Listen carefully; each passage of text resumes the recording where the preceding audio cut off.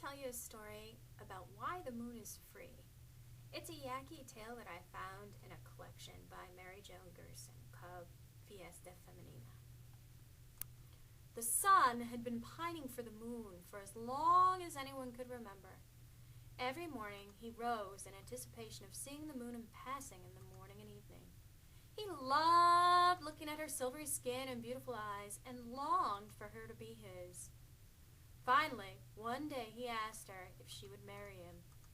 Now, there's something you should know about the moon. She was a little bit of a party girl. She loved dancing with the stars, playing with the planets, and having mai tais with the meteors. She loved the space and freedom of being single. So, when the moon asked her for her hand in marriage, she told him that she would gladly accept him, but had nothing to wear. If he would buy her a beautiful dress with ribbons and a long flowing skirt, she would be happy to accept him. The sun was ecstatic and raced across the sky to his tailor. "Tailor," he said, "make me a dress that makes the stars envious." And so the tailor did. But when the sun took the dress to the moon, it was clear that the dress was too big. "Ah, mi amor, it is clear that you are wasting away from my love. Let me get a dress that fits." And so he dashed across the sky again to see the tailor.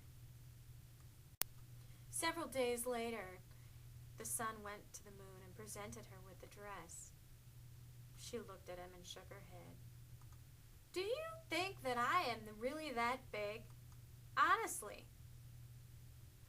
The sun anxiously left again to find his tailor. When he came back, he proudly handed the moon the dress.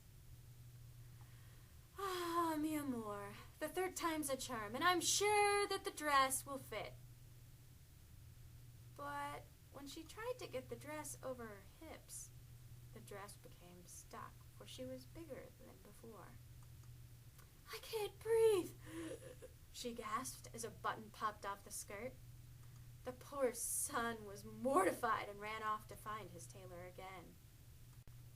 This process continued on for well over a month. No matter how hard the son tried to find a dress that would fit the moon, he could never find one because her size was always changing.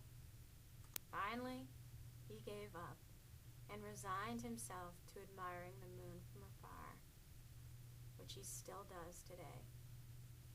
And the moon? Well, the moon is still up there dancing today. And that is why the moon is free.